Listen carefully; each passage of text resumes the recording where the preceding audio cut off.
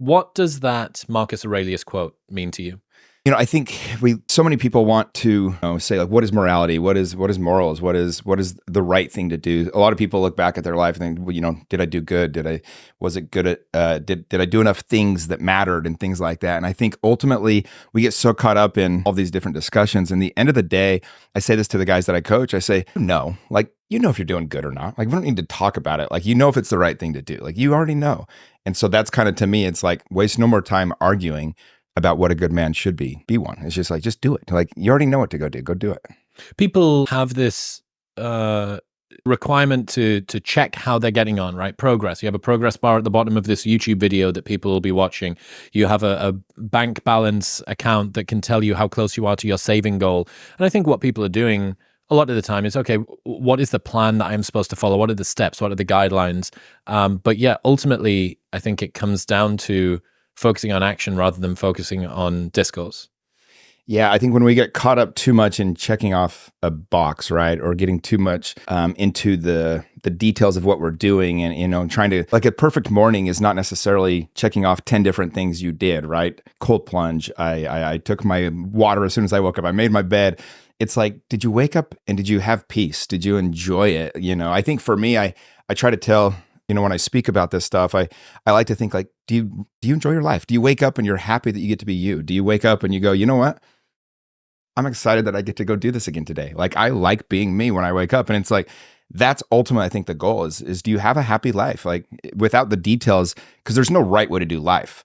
Everybody does it a little bit different. And I think where we get in trouble is when we think it needs to be a certain way. There's nothing worse than somebody that says, I have the way to make you happy and it's this way or no way. I grew up in religion and it's like, there's one plan to happiness. They literally call it that. And I think it causes a lot of expectations, which causes a lot of pain.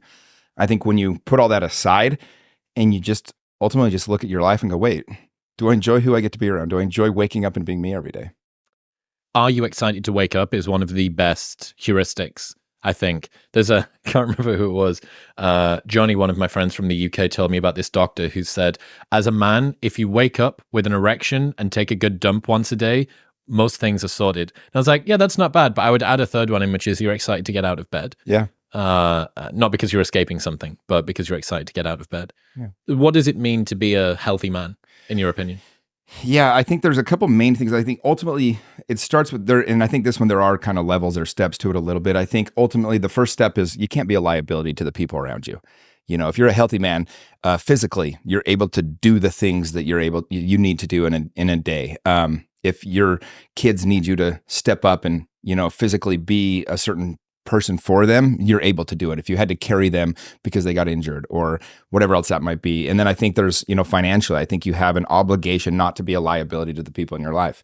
You have to give them enough confidence, which gives them faith in their own life and their ability to kind of, go for it in life, because they know, they're like, you know what, I got this guy, I got my dad, I got my husband, whoever that is, that allows me to be at peace, that allows me to know that life's never going to get too bad because I can count on this person. And I think to me, that's what it means to be a healthy man. It's, you're not caught up with, these vices or these, whatever it might be that's holding you back. You don't waste your time. You have vision. You have a purpose, I think, and it's not a purpose like in the sense of like, oh, I've got to change the world. I got to, all humanity's gonna be different because I live. No, but like the people closest to you, the 30 or 50 people whose lives you can actually infect, you show up for them and they know they can count on you. And there's a confidence that's built together.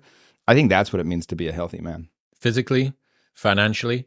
Yeah, and then I think those are the two main ones. But then I think it's just, it's having a vision or a mindset where you have a purpose for your life. You're building towards something, right? You have a vision for it. You're not just letting whatever comes to you kind of happen to you. You're not reacting to the world. You're doing it by design. I think that's the best way I can frame it. Yeah, Dr. Robert Glover says that the three aspects of a healthy man are a man who's comfortable in his own skin, knows where he's going, and is having fun while he's going there.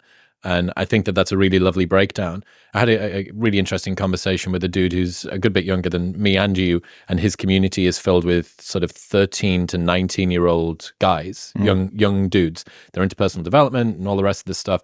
But so much of the young guy obsession with how to become a man and what being a man is, and alpha men they don't sit with their legs crossed, or they always dress nicely, or it's all about the jawline and all the rest of it. It's like, hey, dude, being comfortable in your own skin is so important. Like, you are just you. Are there some things like typically that make people more or less competent, more or less masculine? Yeah. But like the most competent, masculine, sexy thing that you can do is just not giving a fuck. Yeah. I'll tell you a funny story. This is, I wrote about it in the book, but it's one of my all-time favorite things that happened to me at my expense that is just hilarious.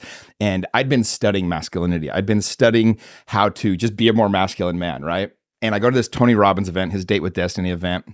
And he has, there's 4,000 people there. And he has 30 women come on the stage. He wanted to show the women dancing, and then you kind of cheer for whichever one is the most in their feminine. And so with women, it's very easy to tell. When they're dancing, you can totally see it. They're free in their spirit and everything else. Then he says, okay, so we all cheer and then pick the 2 women that win. Then he says, all right, now we're going to cheer for the 30 men that are the most masculine. Come up if you want to try. And I go up there because I had studied this. So I knew that when you're dancing and you're masculine, it's not like you're ripping your shirt off and swinging your hips. You're kind of just vibing with the music and going with it. So I'm like, I think I can win this, And so I get up there and I'm on the stage. How many people are you in front of? 4,000. Dancing in front of 4,000 Oh, people. yeah. With 30 other guys on the stage. And there's dudes ripping their shirt off and winging. So I'm just vibing with the music. And Chris, I think I'm going to win. And so they do the vote, they cheer for each person. And I get one of the 2 or 3 loudest votes. So I'm feeling pretty good about myself. And Tony Robbins goes, okay, so you know which of these men is the most masculine? He goes, none of them, because a masculine man would never get on a stage and try to impress a bunch of random strangers. I'm like, oh my gosh, he got me so good. I knew it too. I was like, oh my gosh, it was so good. I just put my head down in shame. I'm just like, dude, because it's so true, right? Like, I wouldn't give a shit if people thought I could do it or not if I was actually in my masculine. And so the very act of getting up there and trying to perform for strangers, you lost the game. I lost the whole game before it started. It was so good. That's an awesome story. Yeah.